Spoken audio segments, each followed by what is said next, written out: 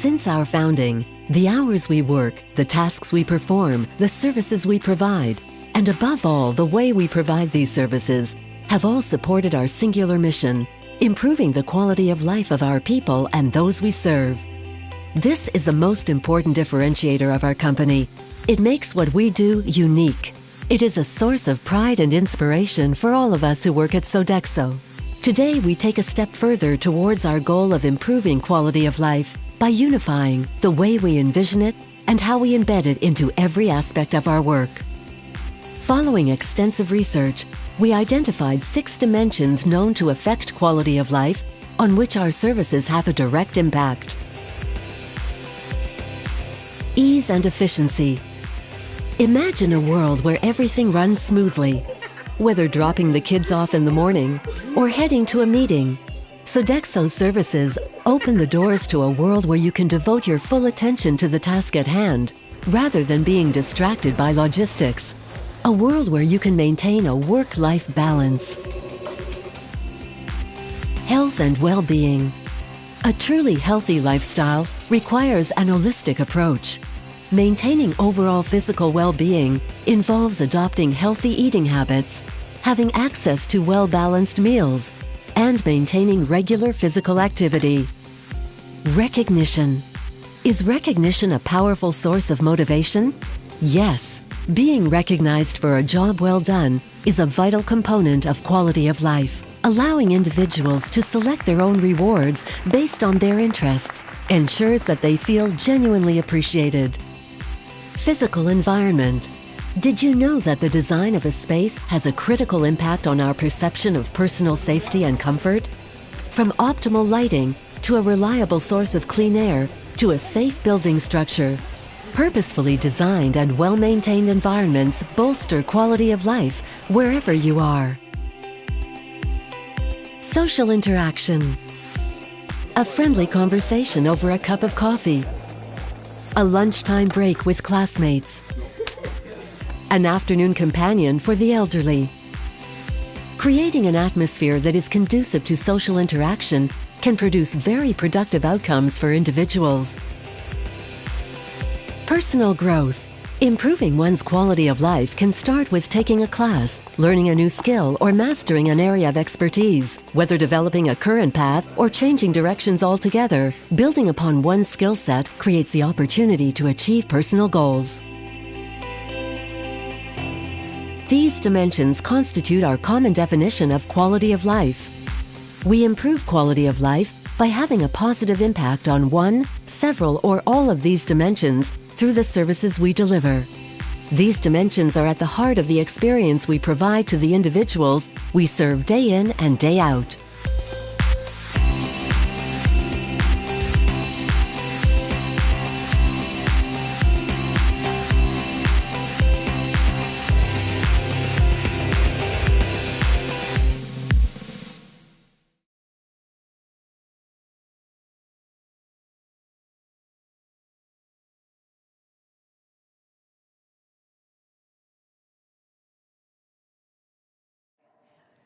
So, thanks for being here. If you didn't hear that the first go-round, know you have a lot of choices, and I'm glad that you chose to be here. I will do my best to make it worth all of our whiles to be here. From the standpoint of CEUs, it is important for us to have some focus to our conversation this morning. And here's what I hope that you get out of it. I hope that you have a keener appreciation for 3 critical concepts inherent in promoting well-being. And that is the concept of independence, autonomy, and self-efficacy. And we sometimes, I'm afraid, use those words interchangeably in a way that they should not be, because it then, I think, doesn't allow us to think clearly about what happens when somebody develops greater dependency, witness this, and preserves their autonomy. So we're going to have something to say about that. I hope at the end of today you will also be able to discuss with your colleagues this whole notion and this whole area of diminished capacity and why it is so important that we fine-tune our understanding of what it means to have cognitive impairment and to have some aspects of decision-making impacted. And then finally, we're going to talk about what I think is a very exciting development in the whole area of diminished capacity, which is the notion of how to support someone in still making their own decisions, even when they have some barriers in cognition. So that's really the objectives for today, that I hope that you will be able to walk away with this specific kind of knowledge. Now, you know my name, but I just realized that that's about all you know about me. It is Susan Wehry. I am a physician, and I've been at this for about 33 years. That is to say, about the business of trying to be part of healing, trying to be part of human services, and a big part of my life has also been spent as an advocate. Have worked for a lot of years with the Ombudsman Program, have worked for a lot of years with the Pioneer Network, have worked for a lot of years with Consumer Voice, trying to get a handle on and trying to help influence the way we go about being of service to other people. In my particular case, as a geriatric psychiatrist, other people have included a lot of marginalized populations. I've been involved in and cared for people with serious and persistent mental illness. I've been involved with and cared for people with intellectual and developmental disabilities. And throughout it all, I've had a particular passion for and a particular commitment to people who are aging, which, in one way of thinking about it, is all of us from cradle to grave, okay? For me, when I talk about aging, I'm not talking about old people as other. I'm really talking about a lifespan process of aging. And I'm of that school of thought that says, if we're lucky, we're all going to get old. And if we're smart, we're all going to grow old. No guarantee about anything except that we'll die. I hope to do it later rather than sooner. So I'm going to get old if I can. I'm going to grow old by my own choice. Now, why I care so much about this diminished capacity theme is for really a lot of reasons. One, because I have been involved with the care of people who have been historically marginalized. That's been where I've put my energies, it's where my interest has been. And if there's one thing that I have seen is that marginalized populations, when people have a disability, be that psychiatric or physical, when people have a certain level of frailty, there is a tendency in our culture to then also try to take away their autonomy. My moral obligation, my ethical obligation as a physician, and this is true for, I think, people in most healthcare professions or service and support activities, is to first do no harm. We don't want anything ever that we do to make the situation worse, no matter how well-intentioned. Our first obligation is to do no harm. It's certainly mine, and I take it very seriously. Our second obligation is actually, as a physician, I have 4 moral vows that I've taken, if you will, or code of ethics that I adhere to. And the second step of those ethics is to do good. And I think doing good has gotten a bad rap, certainly among healthcare professionals, because for a long time it was seen as father knows best. Okay, and we all resist that. But I'm here to tell you that doing good is not the same as paternalism, and there is a way to do good that actually preserves autonomy. Doing good is not about I know what's best or father knows best. It's not Marcus Welby.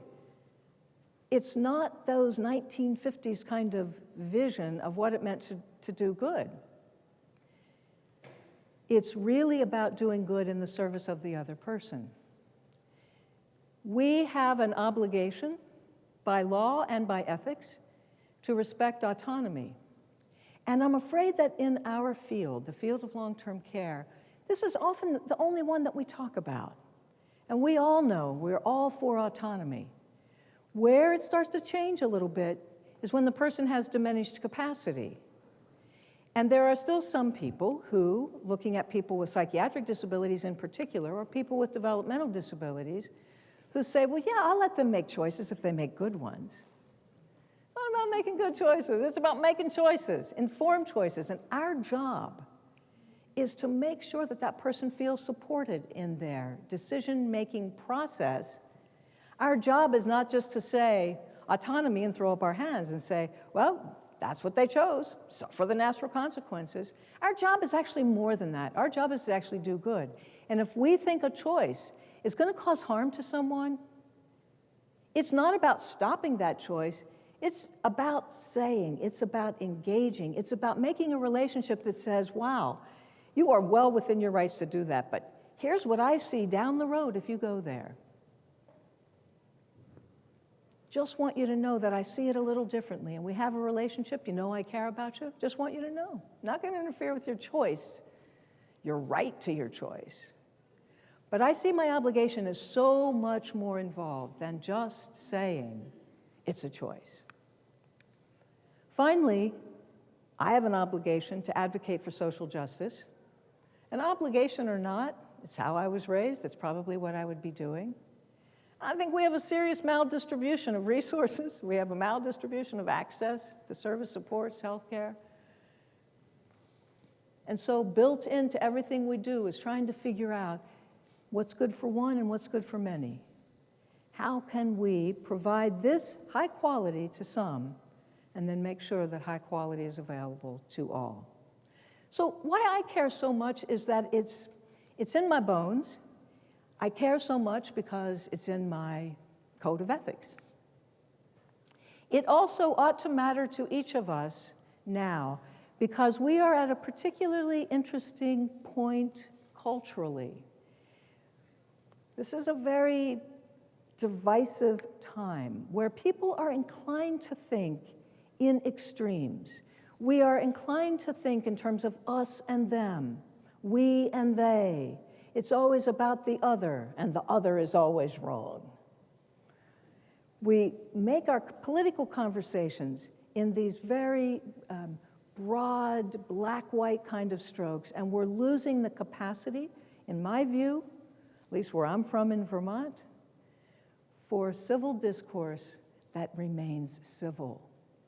We got to get back to finding ways to disagree nicely, to really hold our positions not so tightly that we can't see anybody else's point of view, but to advocate for what we know to be, or at least what we think to be, better for most, to have that conversation in a way that just doesn't divide. So I think it really matters for us to kind of grapple with this notion of diminished capacity, dealing with the other now. The other reason it matters so much is that more and more people with serious mental illness are ending up in prisons. More and more people with serious mental illness are staying in long-term care facilities where they actually have the capacity with adequate support to live in the community, but we've kind of given up trying. It matters so much now because, as everybody knows, we have a huge explosion with opioid abuse. This is impacting young and old alike. It used to be, when I could talk about alcohol being the primary problem for older people in terms of substance abuse. Substance abuse interferes with your autonomy in profound ways. And we have an opioid crisis right now. We also have, somewhat counterintuitively, from my point of view, kind of a growing problem with social isolation in a state like mine, Vermont, where we've done a great job of moving our services and supports into the community. Been way ahead of that curve for a long time. And when I was serving as commissioner a few years ago in Vermont, I was sorry to see that our quality of life scores were starting to go down. And the reason that they were going down is that people were experiencing a great deal of social isolation. Now, we were going down from 94% to 90%. It wasn't the worst scores ever, but it was still going down and worth our paying attention. I'm not suggesting in that black-white thinking that we move everybody back into community. I'm suggesting, in fact, that we build community. Now, you might be wondering, did you stumble into the wrong talk? Weren't we going to talk about capacity? Not to worry. I just want you to know why it matters so much that you get this. 5 million people experience, 5 million elders experience elder abuse every year. Guardianship requests are on the rise. We have this idea that to fix those problems I was just talking about, we got to take control of people's lives. We got to make decisions for them. And we're going to talk today about different ways to do that. Now, before we go any further, I got to get you into the room. There's an old pedagogical tool or saw, old pedagogical saw that says, learners are not really present until they've heard the sound of their own voice. Now, we're too big a group for me to go around and talk to every one of you. It would use up all of our time. So instead, what I'd like you to do is to have a paired conversation. So turn to the person next to you, or if you're at a 3 top, you could make a little group of 3, or you can go find somebody at another table. You can stand up for this conversation, you can stay seated. What I want you to do is talk about these 3 words. What do you think is the difference between autonomy, independence, and self-efficacy? Okay? And you will have 4 minutes. Okay? That's 2 minutes each. If you're in a a paired conversation, you have 4 minutes. I think the difference between these words is X. Here's what they mean. Have at it.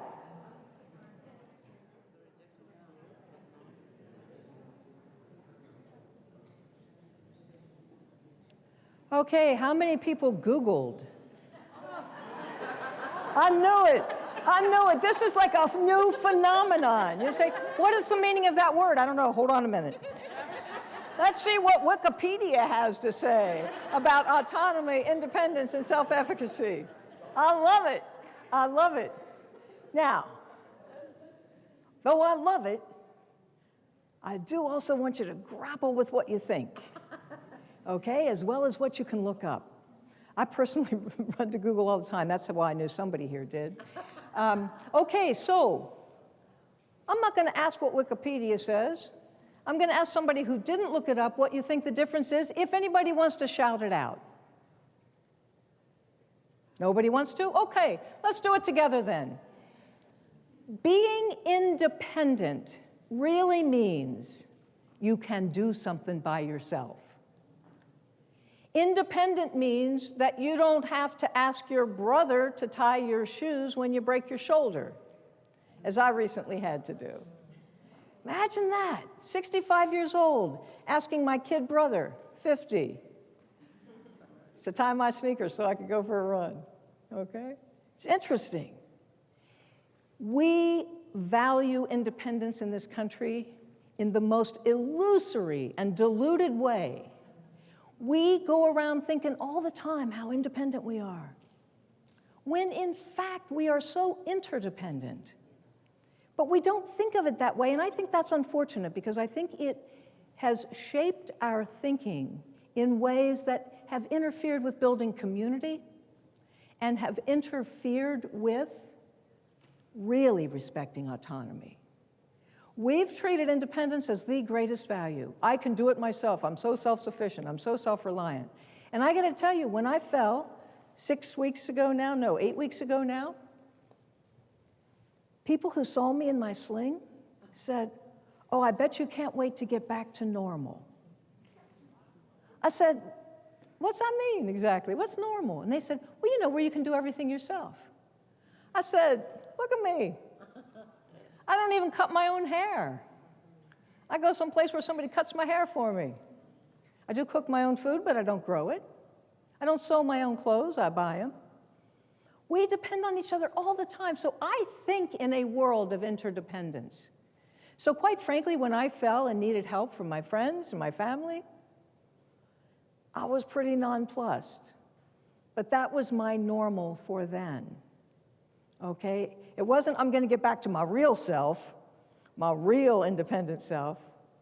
But I am now back to tying my own shoes, in case you're worried. Okay? I didn't slide right into that. Independence really just means that. I can do it myself. And we do tend, I think, to overvalue it. We all need help. Now and again, all of the time, some of the time, but we all need help. We're all dependent on one another in different ways, and I wish we'd just start thinking that way. Because if we realized how truly interdependent we are, we'd have to find more ways to get along. That's just an unsolicited aside comment. I can do it my way is partly in there as independence, but it's really about self-sufficiency and it's about freedom. Autonomy, on the other hand, is not independence. You can be totally autonomous, which means simply calling the shots in your own life. That's all it means. We have a legal right to it. We have an ethical obligation to support it. But autonomy means I decide, even if I need your help. An example that I often use is of Christopher Reeves. Here's a guy thrown from a horse who, in his last phase of his lifetime, was completely dependent on machines to breathe, to receive nutrition, to get about, to be mobile. There's nobody that would have said that Christopher Reeves wasn't entitled to his full autonomy. He called the shots in his life, even though he was 100% dependent, even to breathe. Yet oftentimes when people come into care situations, I don't care if it's residential care, assisted living, I don't care if you got a home health aide or nurse come into your house, that person is going to feel like the boss of you, or they often behave like the boss of you, okay? Oh, you know that's not good for you. Don't have that second piece of pie. Whatever it is.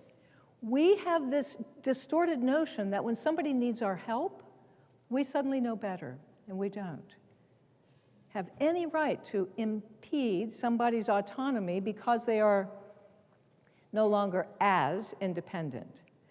So autonomy is about choice, it's about self-determination, it's about the right to choose. And it is also about the right to fail.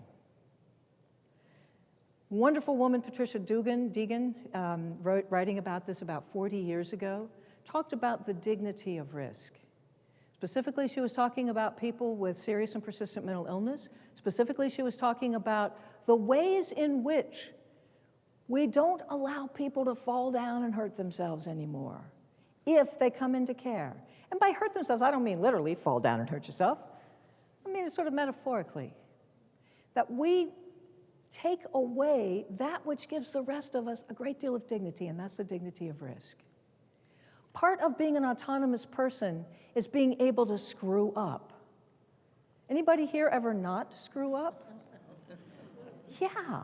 And yet somehow, when people with major mental illness, people who are older and frailer, people who have developmental disabilities screw up, we say, well, you see what happens when I give them autonomy? You don't give anybody their autonomy, they have it. What you do sometimes is take it away. But this we have, and we got to keep that in mind. It is actually embedded in the Constitution. It derives the legal right, the right to autonomy, from the constitutional right to privacy. And the courts, when writing about the right to privacy, said, we have the right to be left alone, and that means making our own decisions. And it means we even get to have dumb ideas. I think this was Justice Berger, yes, who said, we mean by this right to privacy the right to foolish, unreasonable ideas, even if they do not conform. That's what autonomy is. It is the right to choose. It's the right to even having absurd ideas. Now, self-efficacy is a really interesting concept that is like a step further than just autonomy, and it's where I'd like us to come to an understanding as we help people with diminished capacity due to dementia, due to having a psychiatric disability, due to having something that interferes with cognition that interferes with autonomy, doesn't interfere with the right to choose, but it could interfere with self-efficacy if we don't pay more attention to helping people actually execute those choices. It is not enough to say, well, it's their choice, and walk away like you've done your job. Choice without execution is meaningless. It's a meaningless gift. It's a meaningless right. I can be as autonomous as I want, but if nobody helps me fulfill my choices, fulfill my destiny, meet my goals, dreams, and wishes, then my autonomy is just that, a right that I have with nowhere to go with it. Self-efficacy takes autonomy into action, if you will. Self-efficacy is the experience of what I do makes a difference. And even people with advanced stages of dementia experience positive self-efficacy when we give them choices that they have the capacity to make. Anybody here who has anything to do with long-term care is probably familiar with an example that's often used. It's an oft-quoted study. It's been repeated several times. And the study is about holding up, holding up a red sweater and a blue sweater, presenting one of each to the person with dementia, and saying, would you like to wear your red sweater today? Would you like to wear your blue sweater today? It turns out that if the person nods, smiles, indicates in any way a choice or preference, and we honor that, they experience a greater degree of well-being as measured by their endorphins. If, on the other hand, we are well-intentioned caregivers, and we hold up the red and we hold up the blue, and we say to the person, which one do you want to wear? And they nod towards the right, and we look at the red sweater and we say, or we don't say, but we notice that it's got a little food stain on it. We notice it's torn. We notice it doesn't go with their pants, their skirt, whatever. And we say something like, oh, why don't you wear the blue one today? Your daughter's coming over this afternoon and she loves you in this blue one. People experience a decrease in endorphins. That's known as negative self-efficacy. You asked me what I wanted. I told you I wanted to wear the red one, and then you put the blue one on me. What's up with that? If a person with dementia could speak as clearly as I can at the moment, okay?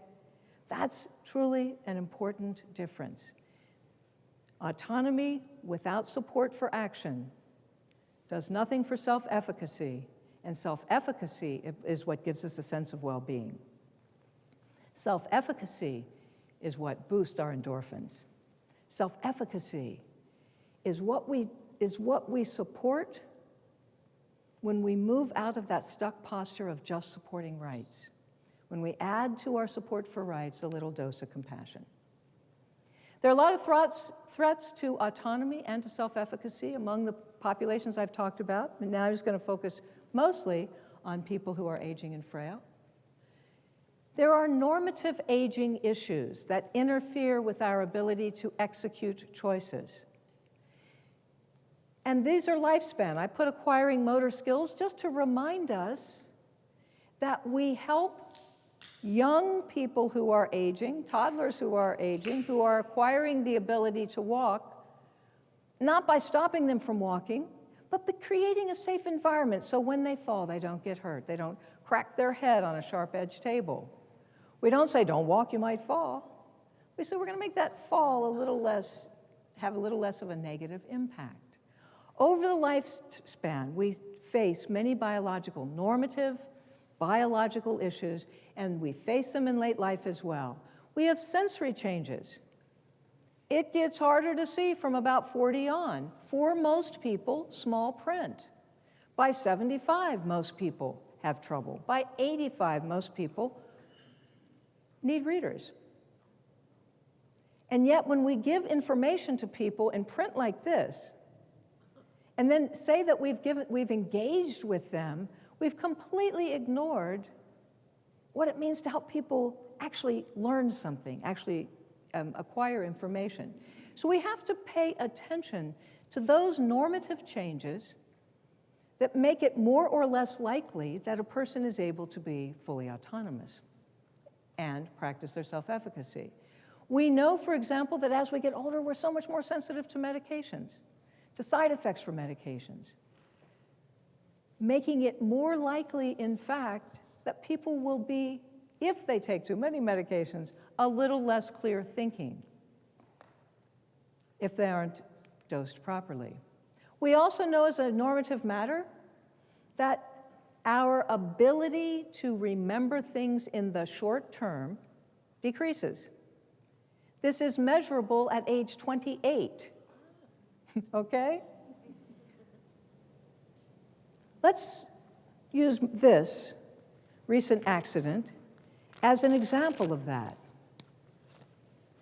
Now, I just want you to pay attention to your reaction when I remove my sling. Okay? Anybody feeling uneasy? Yeah, pay attention to that. Pay attention to your feeling uneasy and ask yourself, what's that about? You've been listening to me for probably about an hour or 45 minutes. I seem like an adult. I seem like I have the ability to know my own mind. Don't you think I know whether or not I can take that off? This experience of my temporary, truly dependent on people to help me bathe, to tie my shoes, was so instructive. I'm so grateful for this. I just learned so much. What I also learned is how people react to me differently. How nervous I can make people if I just take this off. As if I don't know any better. So for those of you who are really worried, I want you to know my surgeon gave me permission yesterday to do this. Because it comes off for good tomorrow. I'm all healed. I can't can't move it yet. Now I've got a month of rehab, okay? So I said to my surgeon, I'm going to give this talk, and this is like a great theme, this dependency, and how we look at people differently, even though we try not to. If somebody has a support, they're using a walker, they're using a wheelchair, they're using a sling, they're using a cast, and they cast it aside, there's a collective gasp. Are you allowed to do that? What do you mean, am I allowed to do that? Of course I'm allowed to do that. My arm, my sling, okay? But because I really do want to heal, I did ask the surgeon when I can take it off, okay? That's what I want you to get really good at, is attuning to your own reaction to people who have some diminished capacity. I can't raise my arm past this. How's that make you feel? I came in wearing a sling. You probably think I should wear it all the time. Turns out I know I can take it off. Trust me.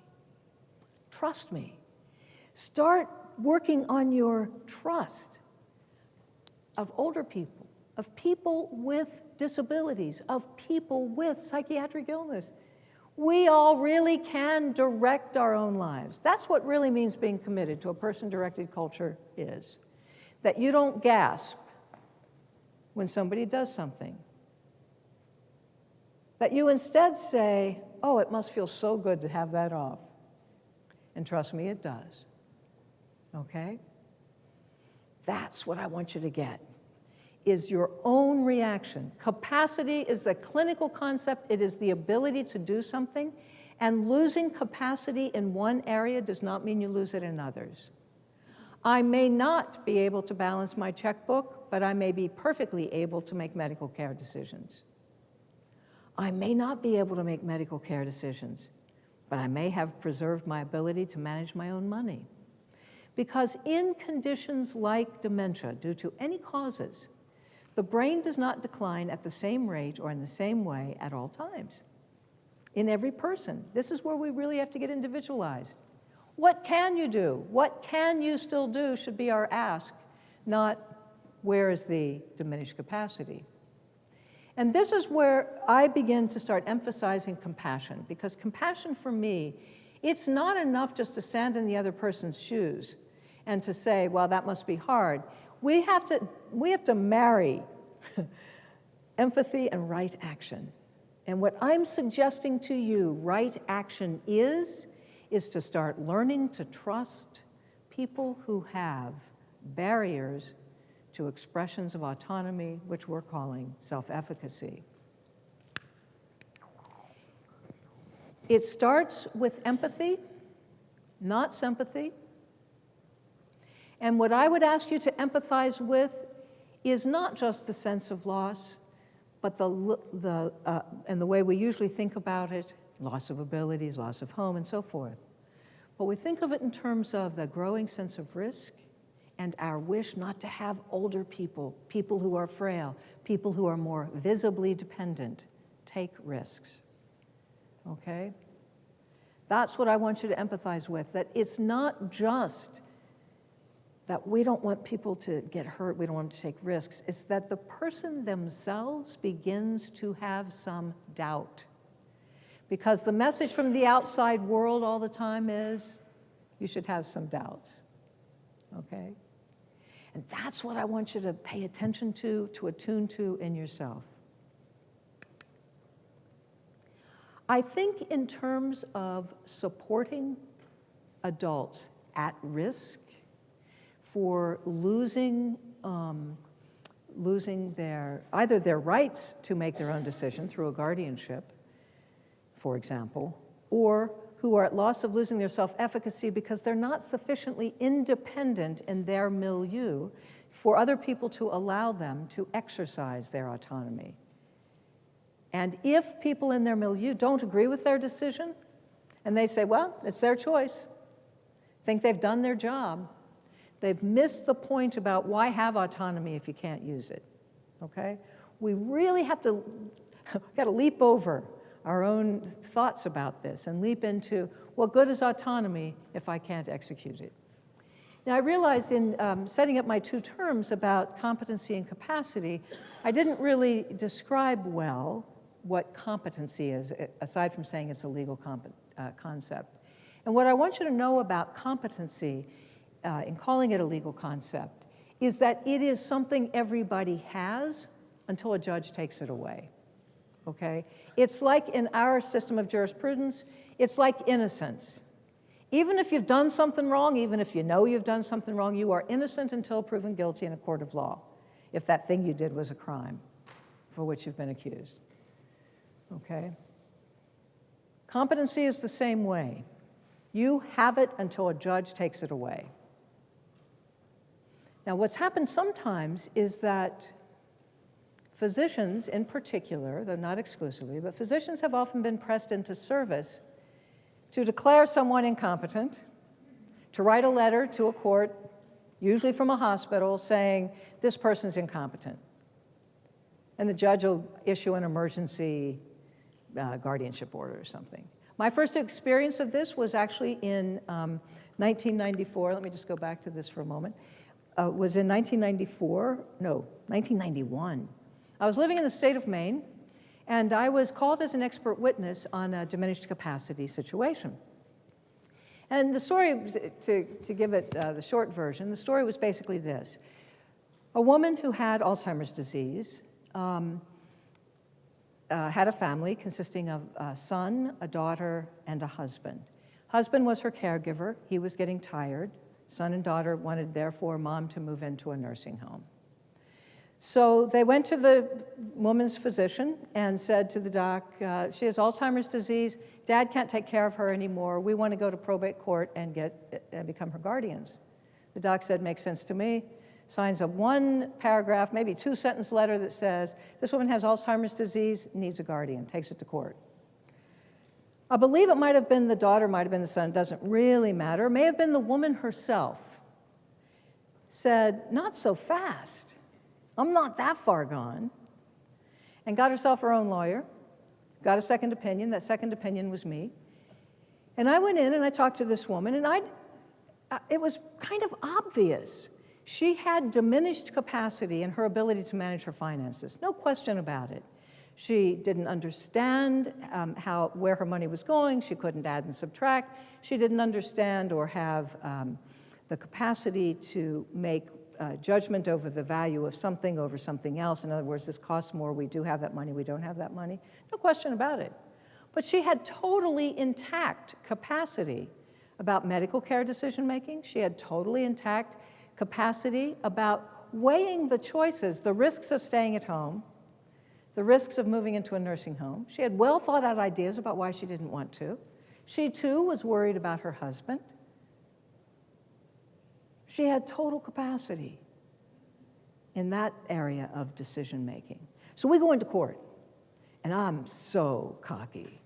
I'm a lot younger then, in a way, and I only mention my age to say that when you're young, it really does give you a kind of verve and kind of self-assuredness that may or may not be deserved. So I go into court, I've got my 10-page report versus this one skimpy 2 sentences from the other doctor. I get up on the witness stand, and the judge, where's my other prop here? I got to get my glasses. The judge, in that way that judges do, from up on the high bench, looks over his glasses at me and says, Dr. Wehry, do you agree this woman has dementia? Yes, Your Honor. This is after, I got to tell you, you should have been there. Brilliant testimony. Lining up all of her capacities, teaching the judge about the difference between capacity and competency. You can imagine I was a real hit with the judge. And so the judge is like, do you agree she has dementia? Yes, Your Honor. Do you agree it's due to Alzheimer's disease? Yes, Your Honor. Do you agree that Alzheimer's disease is progressive? Yes, Your Honor. Then why are you wasting this court's time? I don't want to see you back here in 6 months. Dismissed. Just like that. That's the kind of thing that turns you into an advocate. That's the kind of thing that says, that's not going to happen to anybody else again. I'm going to teach judges, I'm going to teach everybody about this difference because that woman went to a nursing home, that woman died 6 months later. Are they related events? I don't know. What I know is that having a guardianship is not harmless. I don't care how well-intentioned and sometimes how necessary. There may be times when a guardianship is necessary, but we overuse those times. Okay, now where was I? So what do you do? What do you do, in fact, when somebody has diminished capacity, wants to still make their own decisions, but you're pretty sure that those decisions will not just put them at harm's way in the abstract, but actually in the here and now? What do you do when somebody has diminished capacity? Not that they're making bad choices, but that the consequences of those choices are clear and immediate danger. The obvious example is like somebody going out in traffic. We don't, in fact, allow people who even say they want to stand in the middle of a busy road. Okay? It's an extreme example, not something we would do, but it's what I'm talking about. It's that, yes, I'll get your question in just a moment.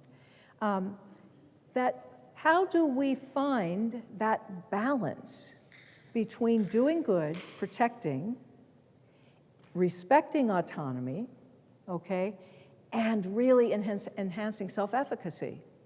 Because if we don't enhance self-efficacy, then all of our other efforts from an advocacy and a rights standpoint really are for naught. Because just having your rights and not being able to be in charge of your destiny is not as helpful. Yes, ma'am. When we're discussing about the normal aging process, Yes. the person is not diagnosed with Alzheimer's, which is under the umbrella of dementia. It's really, I understand everything what you're saying, but then the point that, like, for example, when a person has already Alzheimer's or dementia, I think the focus also changes because, of course, they have visual spatial skills that are not there. They have poor judgment, that's one of the symptoms, and all this sequencing and stuff like that. We also have to be very careful, though, because for the sense of the patient's or the resident's safety, I can understand how that incident with the judge, happened. At the same token, we know how the progression is. There's no time limit. There's nothing to say, oh yeah, in 1 month's time, she has all these things, and in 1 month's time, let's evaluate. Because sometimes you may not have another month. That's exactly right. You may not have another month. So your colleague says, I hear all this, but let's face it, when somebody has dementia due to any cause, they have real impairments. And these diseases are all progressive. No question about it. But here's the thing. We don't know. We don't know if she's going to be so much worse in 6 months, 2 years, 1 month. We also don't know, and here's a real fallacy I'd like to help clear up if others share it. The fact that somebody has Alzheimer's disease does not, in fact, tell you that they have visuospatial skill impairment, that they have disorientation, that they have poor judgment. This is one of the problems with the way we teach about dementia. We teach people this list of symptoms, and then the idea that we implant is that if a person has one of them, they probably have all of them. Or if they have one of them, they're going to get all of them, okay? And they don't. That's number one. So our obligation, in my view, is when I'm asked to do a capacity assessment or a competency evaluation, is to do, in fact, a capacity assessment. What I say is, she can do this, she can't do that. She can do this, she can't do that. She can do this, she can't do that. That's really the way to do it, because in individualized care, if we really want to do person-directed care, then we have to look at each person and say, wow, she really is so disoriented, and she wants to go outside. Therefore, recognizing she has diminished capacity, how can I make it safe for her to be outside? Not how do I keep her safely in? See, we all talk about safety when we talk about people walking about. And we say, well, let's find some ways to keep them safe. Let's keep them safely in. What we have to figure out is how to keep people safely out, if out is where they want to be. So it's not that I don't value safety, I do. But it's from the person's direction as to where the value of safety lines up for them on their value scale, if you will. Yep. Now, I'll tell you something. Not that you necessarily want to know, but I'll tell you anyway. In 1 month's time, I'm going on a medical pilgrimage to Nepal. I'm going to be trekking at 15,000 feet and running medical clinics. I can't tell you how many people think this is really dumb in light of my injury, okay? I've weighed the risks, I've weighed the benefits, I've weighed this opportunity, which may not come again. I've been training for this for a long time. This is a little setback, okay? A lot of people think it's really, really dumb. Why don't you go next year? I don't know where I'll be next year. This is now. This is what I can do now. And fully weighing those risks and benefits, those risks are on me. I've weighed it with my medical team that I'm going with. They're all good with it. And we're going. But there's risk involved. And all I'm saying is that the autonomy afforded me is the same autonomy that I have tried to afford everyone that I serve in whatever capacity it is, because my value is highest to complete this pilgrimage. The safety value, while I have it, and trust me, after this, I'm a little higher on the safety scale. Okay? I get it about risks. But I value something more. And that's what I'm trying to explain, is that people place different values, and if we're going to do person-directed care, now this is harder in a nursing home. It's harder it's even harder in assisted living, where people come there, I work for an assisted living company, and that assisted living company and I have a very interesting relationship because they market to adult children. And they say, Mom and Dad, come in here. They'll have a rich, full life, and we'll keep them safe. That's what children want. That's what caregivers want. That's what we do when we have somebody in our facilities. And I'm not saying we don't keep them safe. Please don't hear that. It is one of our values. We do good, we do not do harm, etc. But what I'm saying is, in truly person-directed care, in the face of diminished capacity, we got to take the time to hear from that person with dementia. Do they want to wear red or blue?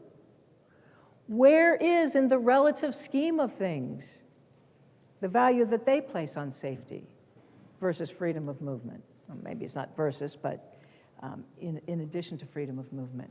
In order for us to really support adults with diminished capacity, they have it. I'm not arguing that they don't have it. But we need to say in what areas is their capacity impaired and in what is it preserved? And then in those areas where it's impaired, how do we work with it?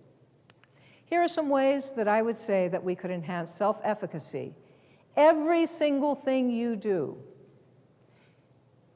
becomes a partnership of service or care. Everything you do, whether it's making your individualized care plans, where it's helping somebody ride the bus, where it's riding the bus with them, every single thing you do becomes an opportunity for the person to state a preference, to state a choice, to fit any one of those into their big goals.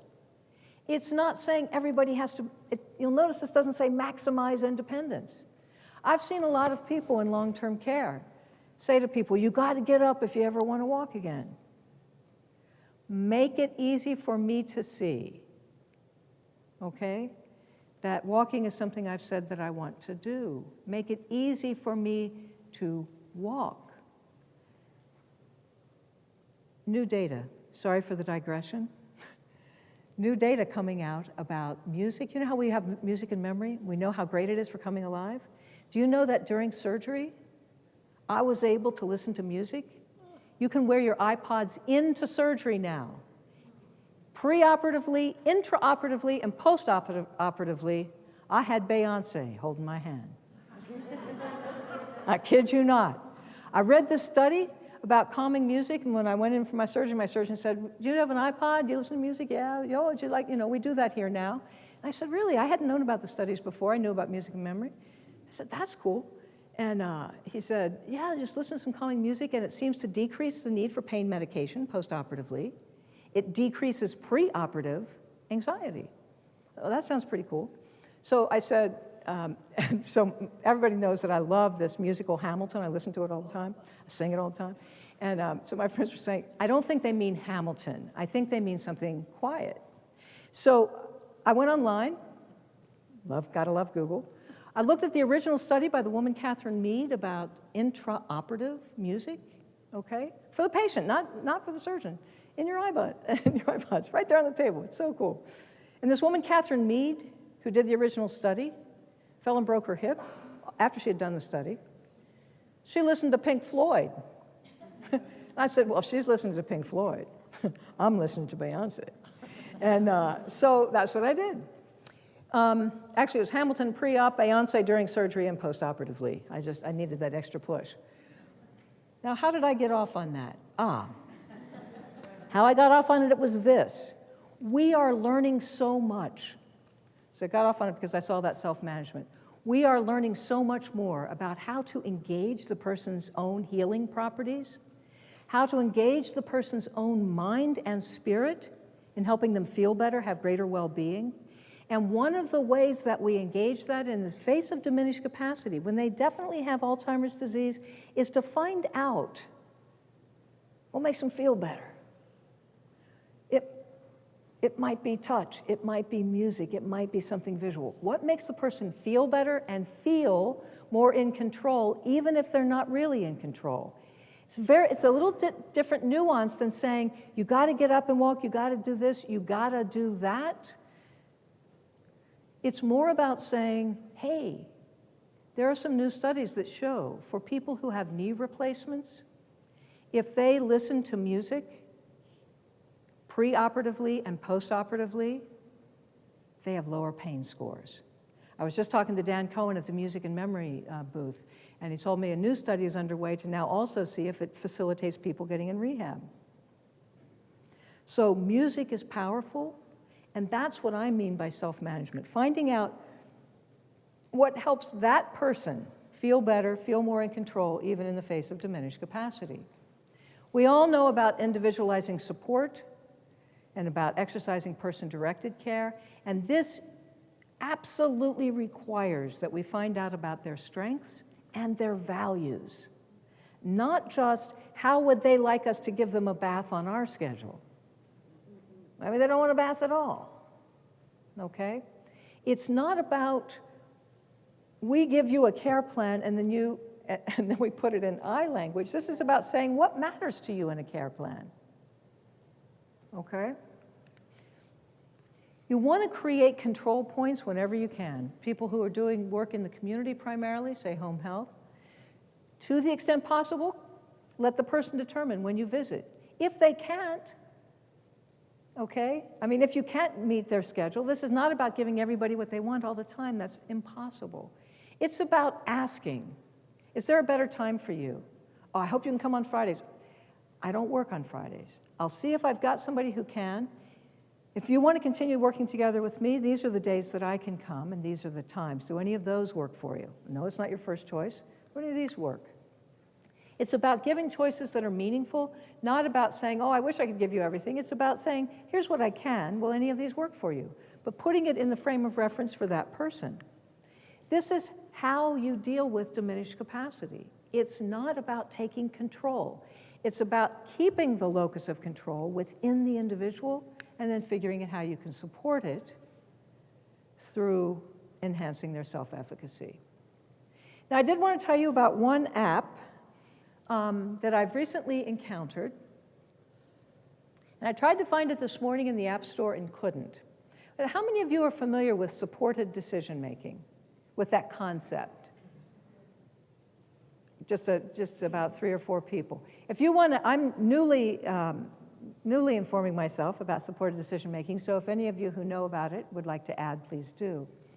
Supported decision-making is basically the concept that I've been alluding to, which basically says people with, it comes out of the intellectual and developmental disability world primarily, basically as people, particularly with Down syndrome or other intellectual disabilities, have aged and have matured, and through supports are leading lives in the community.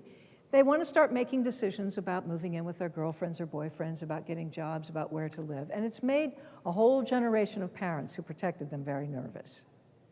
And so there's been a real effort on the part of the advocacy community in the intellectual disability support community to say, this person does have an intellectual disability. They do have some reasoning deficits.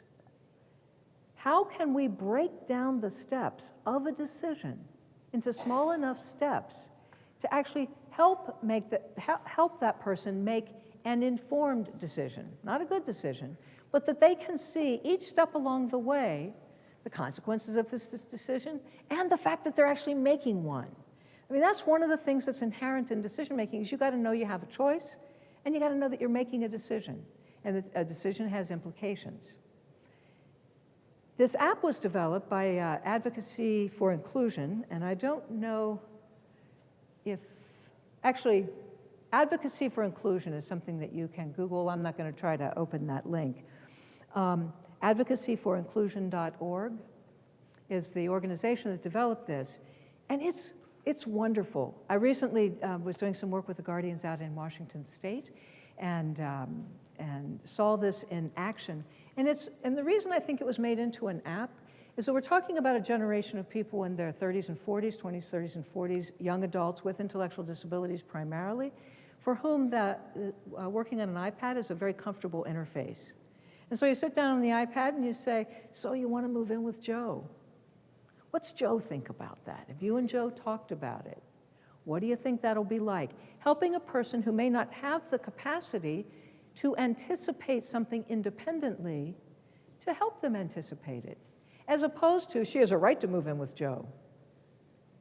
Even though we know that until she's thought that through, she might not be as likely to succeed. This is all about helping people succeed, but giving them room to fail, and then being there and monitoring the risks. So supported decision-making, I think, is a great conceptual framework, and there are some great tools for teaching people how to do it. It's only newly being applied to people with dementia, and one of the interesting things about people with dementia, of course, is that people with dementia due to Alzheimer's disease will all have a memory problem. You know, I said before they won't all necessarily be disoriented, they all won't necessarily have all the things on that list, but by definition, they will have cognitive impairment impacting memory. So one of the interesting things about informed consent informed decision-making for people with dementia, thank you, for people with dementia is you may go through the whole supported decision-making process. They may come to a conclusion, and you ask them if that's what they still want to do, and they won't recall having made that decision. And we don't have enough experience yet to know how to interpret that. To know if we've gone through systematically and the person has given reasons for their judgments and we know their rationale and everything seems to be kind of moving along, we don't know if the fact that they don't remember it is all that relevant. Probably is, but we don't know. I had a case one time of a person, again, a disputed case. There's just sort of like expert witness kinds of things. So a woman who had written a codicil to her will, turning over a rather significant fortune to her nephew. No evidence of undue influence. He hadn't been coming around. At some point, 1 year prior to my meeting her, she had decided that she wanted to take the management of her very large estate out of the hands of the bank and into the hands of her nephew. The bank protested. This woman had a lot of money. So I was asked to determine, even though this woman had really advanced dementia, and she did, no question about it, whether she had testamentary capacity. Y'all know what that is? Testamentary capacity is the ability to make a will. Remember I said capacity is always the ability to do something. And it turns out that to make a will, you only have to do two things. You have to know how much you're worth and who it would go to if you didn't have a will. Okay? That's called your natural heirs and the extent of your bounty. Every state's language is something like that. So if you want to leave all your money to your cats, you need to say, I know this isn't the way that would usually go. I know this should go to my son, but my cats have brought me more comfort, and ergo, I'm giving my estate to my cats. Do you know how much you're worth? Yes, I know that I'm worth $10 million. I know that's a lot of money to give to cats. I've worked it out with the SPCA. I know it should go. You have testamentary capacity. I don't care how ill-informed some people might think that decision is. Some people might think, well, yeah, it ought to go to the cats. Okay? My point is this. Within the law, capacity is the ability to do something, and the law defines what you have to be able to do. And for testamentary capacity, you have to be able to say two things. I know what I'm worth, and I know who my heirs are. So I go to interview this woman, and I spent 2 days with her for about an hour each time, a couple hours on the first day. I said, hi, I'm Susan Wehry, and your lawyer asked me to come, and here's why I'm here. She smiled. Well, I seemed like a nice person, invites me to sit down. 1 minute later, who'd you say you were? Okay, 1 minute later, you seem awfully nice. What are you doing here? Why are you asking me these questions? Okay. I could get her to look at her will. She didn't recognize her signature. Okay, didn't remember signing it. But every time I asked her, I said, well, let's just imagine for a moment that you're going to write a will. If you were going to write a will, who would you want to get your money? No matter how many times I asked it, she said her nephew, this particular nephew. And she had some reasons as to why she wanted that particular nephew to do it. But 1 minute later, she had no recall that I'd ever asked her. Okay? And I was really in a quandary, like, well, what does that mean? So then I said to her, do you know how much you're worth? She said, well, I don't have much. I said, well, no, on the contrary. You're worth millions of dollars. This is an old lady living in a farmhouse in Vermont, okay? Had no idea what their farmland had sold for. Someone was sitting on a small fortune. I could not convince her that she was sitting on a small fortune. Every time I said, well, I know you may not remember that sale. I know I may, trust me, you're worth whatever it was, $7.5 million or whatever. She'd slap me on the knee and she'd say, it's not nice to tease an old lady. Okay? I couldn't convince her. Did she have testamentary capacity? No. Did I want her, her wishes, her last will to be honored? Yes. So I just wrote my report. I'm not the judge, I'm not the jury, okay? I just said, in my opinion, she knows who it should go to, she knows who she wants it to go to. She knows he's her last living relative. She knows whatever it was she told me her reasons were, but she really doesn't have a clue what she's worth. But on the basis of that, they split trusteeship between the bank and her nephew. So she was satisfied a little. No recollection, day to day, hour to hour, minute to minute of meeting me. It was irrelevant for testamentary capacity. Okay? That's how nuanced these things are and why I think it's so important. I thought it was important that her will be honored, even though she wasn't going to remember it a minute later, because that feels like that's what I'm supposed to do. But I just reported the facts. So create control points. I try to do it without bias and just say what's going on. Another thing I think that we can really do a better job at, and I think that there are some sessions here at the Pioneer Conference, is starting the conversation about advanced planning. This is one of the best ways, I think, to make sure that people, even as their capacity diminishes, have their say, if you will, in what their final phase of life will be like. I think also, and this is particularly directed to people who work in residentially based care, I think in nursing homes, assisted living, group homes, I don't think in my experience we've done a particularly good job of engaging natural circles of support. We've kind of isolated ourselves over in the nursing home. We haven't always made them easy places to visit. People don't want to come in. We don't always feel part of the communities in which our buildings are located, in which our homes are located. These are, again, are broad brushstrokes, not always true. I think we could do a much, much better job of engaging circles of support that are natural to a person's making decisions about things. So I think our natural circles of support would include all of those that you see there on the slide. So here's what I hope in conclusion that you take away from this. My hope is that you have had a slightly greater attunement to your own attitudes towards, your own feelings towards dependence, independence, capacity, locus of control, and so forth. And that you see the merit in leading with compassion and not control, leading with that empathy in action, leading with that autonomy that takes you into execution through self-efficacy. I also want us to recognize that there is a balance. There is a balance between keeping safe and supporting self-efficacy.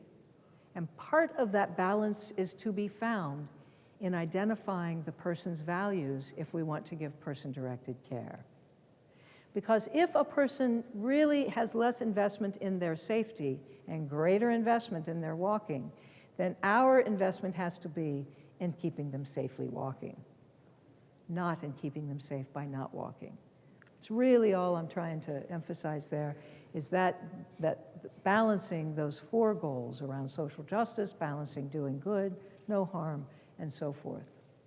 And then finally, although we have not emphasized at all the growing problem of older adult abuse, neglect, and exploitation, I do hope that you take away a kind of headset that says older people are more vulnerable sometimes, not because of their increased frailty or their increased dependence, but they are at greater risk because of our attitudes towards their abilities.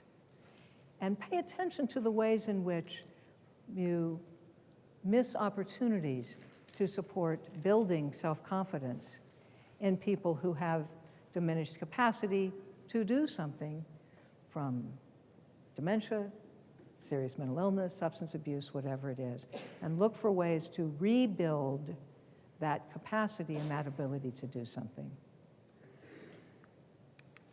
I want to thank you again for being here. I thank you for your kind attention. I think we have 5 minutes for questions, and would love to hear if you have any puzzling situations that you'd like to talk about. But thank you very much. Thank you.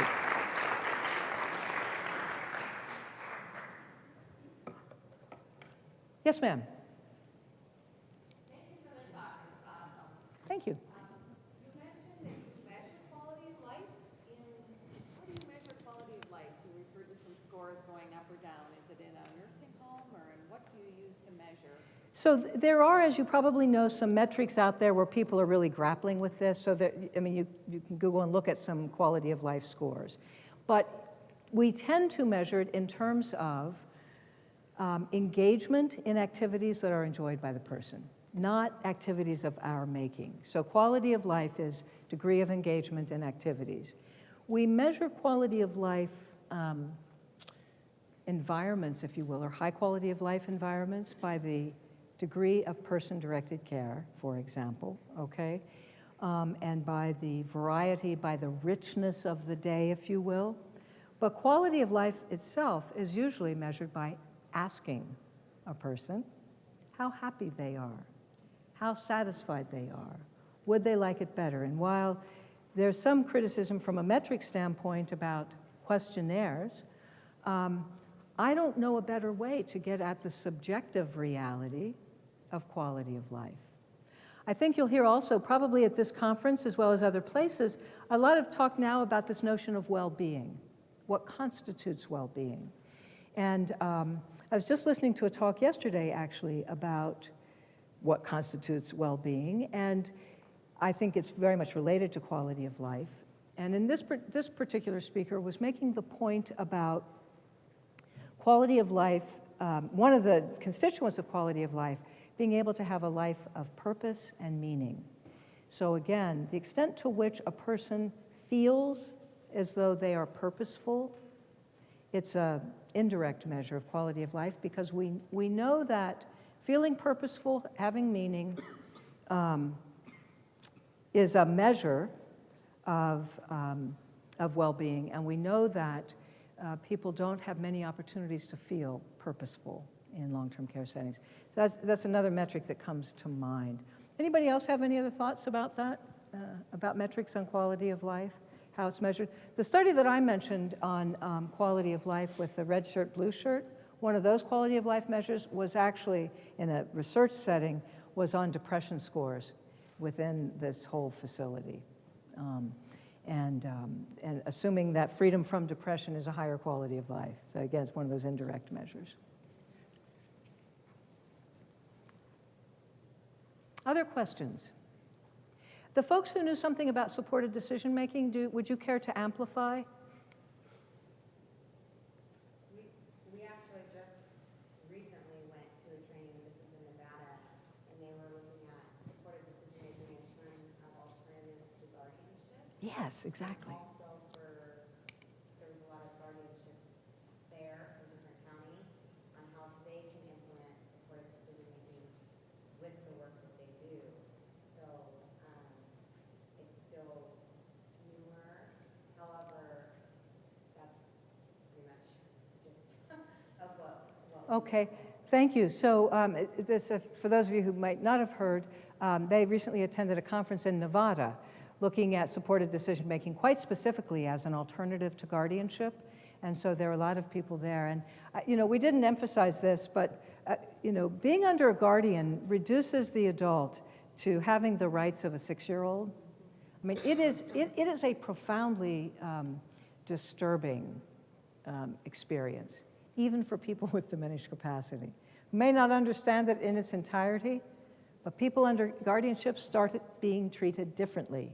People stop asking them about their decisions. Even though most guardianship laws are written to say, even if a person's under guardian, the guardian has a proactive obligation to include the person's voice in whatever decision's being made. So thank you for a reminder about that as an alternative. And how about yourself? Anything you'd like to add? I work as an ombudsman, and so really just in terms of working with the agency that works with individuals with developmental disabilities and just how they work on supporting decision-making. Excellent. And what state are you from? Illinois. And does it seem to be working pretty well? I'm not that involved with it, but I think they're on a path. On a path. Use that ground. Excellent. Thank you so much. Yeah, this is relatively new. And I see somebody taking a picture of this last slide, and thank you, because that reminds me that I promised to say this at the beginning and forgot.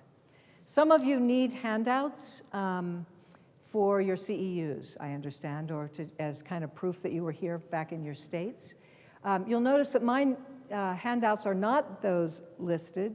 One reason I don't usually provide my handouts is that you'll notice most of them have a word or two on them, my slides. They have mostly pictures. They don't reproduce all that well. You are more than welcome to them. I do everything off the web, so these slides, you're welcome to them. They're on in my Google Drive. And if you will bring me your email, I will just make a group email right now and send you the link. So it's not that I don't want you to have them. I didn't think they were worth reproducing. They never show up very well, and they don't actually contain that much content because I like to speak the content. But you're welcome to them if you want them. And the other thing I could do is I do have a website. I think it's up, yeah. I do have a website, and I will also post it there if you don't want to take the time to come up and give me your email. So a couple of ways to get the slides. Give me your email, and I'll send you the link, or go visit my website, give me a day, go visit my website, and they'll be there. Okay? Thanks again for coming. Thanks for your attention.